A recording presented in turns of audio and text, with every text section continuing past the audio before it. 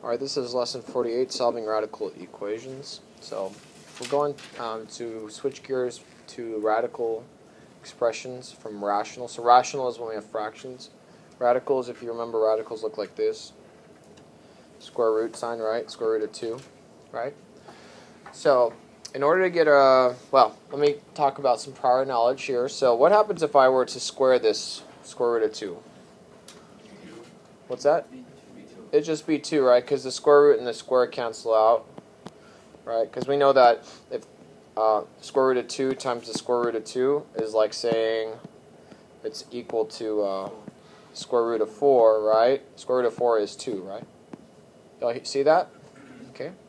Another way to look at this, here's another way. I just wanted to give you some more prior knowledge. Another concept that you would remember. Square root of 2 is also just like saying the index is 2, right? We all know that, to the 1 power. Okay, that's another way to write it, but we know that square root of 2 could also be written as 2 to the 1/2 power. This is at the beginning of the year. I'm just trying to remind you of this. So if I were to square 2 to the 1/2 power, it's like saying 2 to the 1/2 to the second power, which is just like saying 2 to the 1/2 times 2, which is like saying 2 to the first power, or just 2. Okay, this is all prior knowledge. The big concept here that I want you to remember is when you square a radical, they cancel out. Okay, do you all remember that? Okay, you should all know this by now.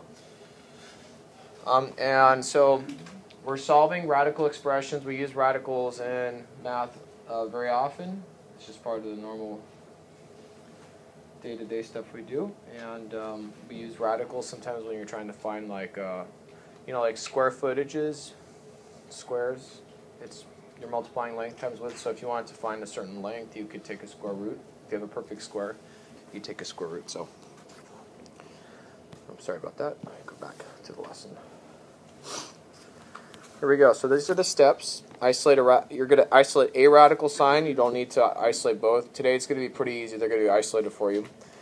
Then you're going to square both sides, solve for the variable, and check for extraneous solutions. So watch me do a couple of them for you. Numbers 1 and 2 here. We have rad 3 minus v is equal to rad 2v. Okay. So the first thing I want to do is make sure I isolate one of the radicals. In this case, they're both isolated, so which is real nice because all I have to do is just square both sides when I have at least one isolated. So when I have one isolated, for example, this one on the left is isolated, so I'm going to square both sides of the equation. So I'm going to put parentheses around the whole left side and the whole right side. When I do that, this square cancels out with this square root, leaving just 3 minus v. Okay, and this square roots cancel out with this square, leaving just 2v. Okay, so now I'm just solving for v. This is like a simple pre-algebra problem. We're going to add v to both sides. So we have 3 is equal to 3v. Divide both sides by v, so v is equal to 1. Okay. The last thing I want to do is just make sure that my answer doesn't make any of my square roots negative. The reason why is because what happens if you have a negative square root? Let's say we had negative 1 as the square root. It's an imaginary number, and it really is no real solution, right? We only want to deal with real numbers in this case. So I'm going to put 1 into v. Okay. 2 times 1 is 2. Square root of 2, is that a real number? Can we get the square root of 2 if I put it in my calculator? Yeah, let's give you some decimal, right? About 3 minus 1 is 2, so it's the same thing. So this is okay. This is an okay solution. The way this could be extraneous or not a solution is if you put it in and then your square root is negative, okay? We're going to do that in each problem. Today, for the most part, we won't get extraneous solutions, but okay, so in this case, this is not extraneous, so we're going to box it, okay? So that's number 1. So what did I do again? Yep, question? So if your solution makes one of them 0. What's the square root of 0? 0. Good question. So 0 is okay, but a negative is not okay. Yeah, that's a great question. Okay, so what did I do again? Again, I made sure both sides were... Let me slow this down a lot. Made sure both sides were... Let me rewind this again. We're isolated, square rooted both sides with parentheses on both. I got 3 minus v is equal to 2v, so 3 is equal to 3v divided both sides by 3, we got b is equal to 1. Plugged it back in to make sure that we didn't get a negative square root, for example, like square root of negative 1. We didn't, so it's not extraneous. Okay, watch me do number 2. A little bit harder, but same concept. Number 2, we have square root of 2x minus 27 is equal to the square root of x over 5. So the first thing I want to do is make sure at least one of my square root signs is isolated. So in this case, both are isolated, which is really nice. It makes it easier, because tomorrow that won't be the case. Okay, so looking up here, we have this left side isolated, so I'm going to put parentheses around it and square it. I'm going to square also the opposite side, because whatever I do to one side, I have to do the other side.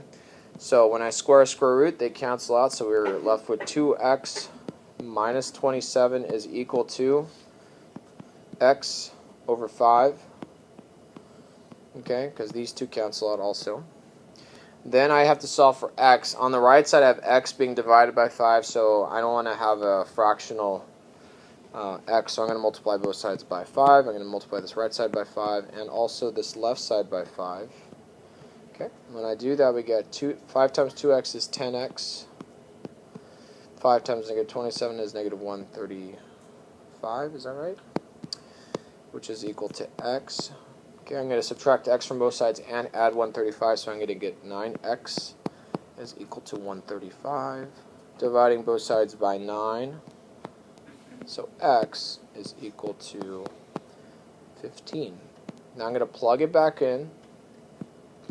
So I'm going to take each of my square root signs from the beginning. I'm just going to plug it into there to make sure it's not extraneous. So taking 2x minus 27, instead of x, I'm going to put 15 in there. So 2 times 15 minus 27.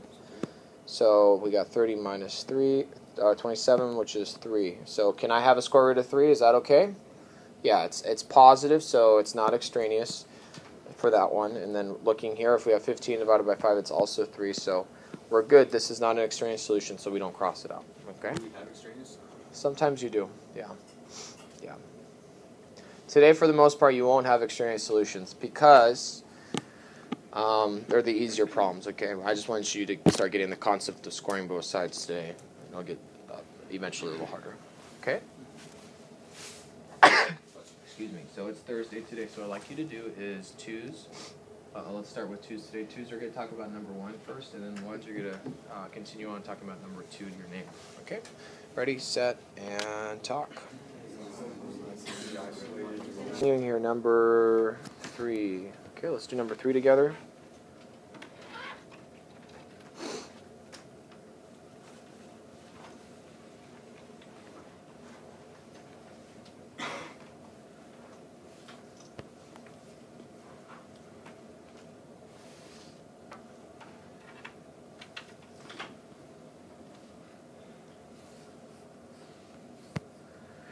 Okay, so we got rad negative 5 minus n, all equal to rad 2n plus 22. Turn to your neighbor and tell him, is step 1 already complete, or do we need to isolate it? Turn to your neighbor. Okay, is it isolated or not? Or is there a radical sign that's isolated? Everyone know what isolate means? Okay, it's by itself. Are they all by themselves? Yeah, in this case it's easy because they're by themselves. So when that's the case, I need you to always put parentheses around the whole one side, because tomorrow it's going to be bigger. Well, actually, in a couple days you're going to have bigger problems. Okay? And we want to have the right habits going now.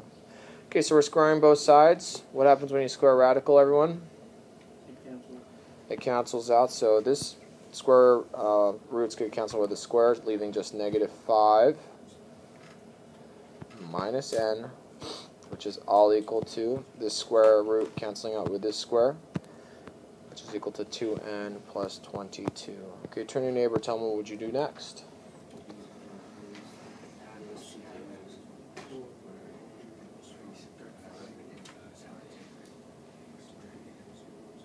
Okay, what would you do next, kiddos?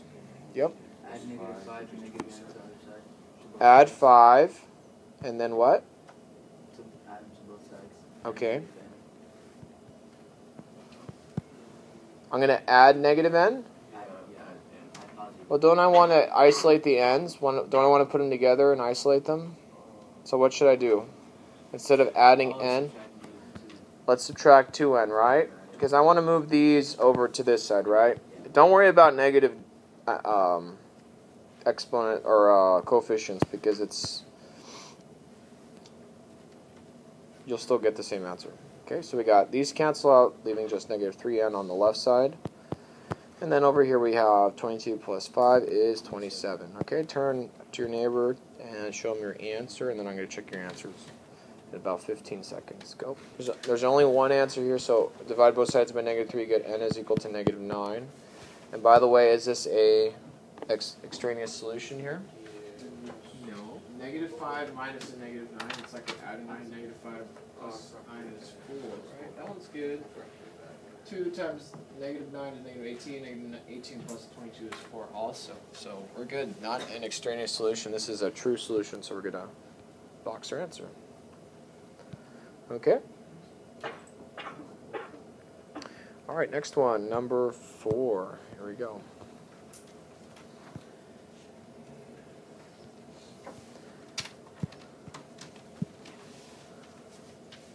Okay.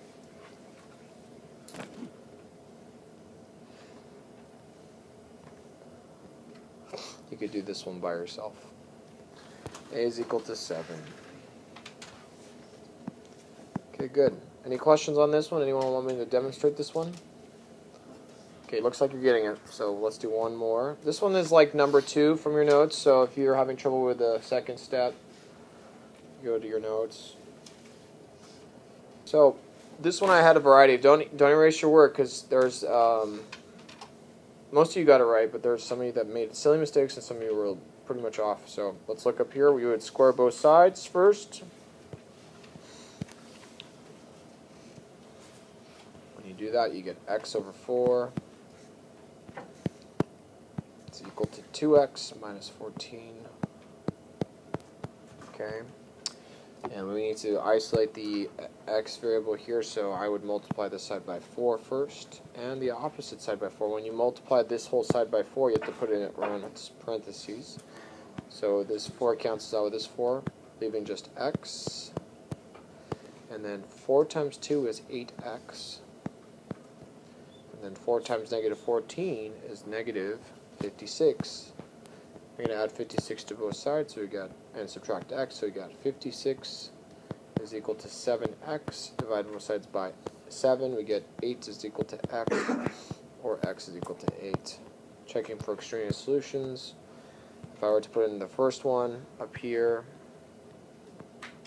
we get 8 divided by 4 is 2, that's okay. And then over here, if we put 2 times 8 is 16 minus 14 is 2, that one's still good too. So this is not an extraneous solution. And for the most part, we're not dealing with extraneous solutions for the next couple of days, but we should still practice that, making sure that we don't miss any answers, okay? And that's it for today. Any questions on today's lesson? All right, what I'd like you to do is turn off your iPads or click them off and discuss these 4 prompts for me, please.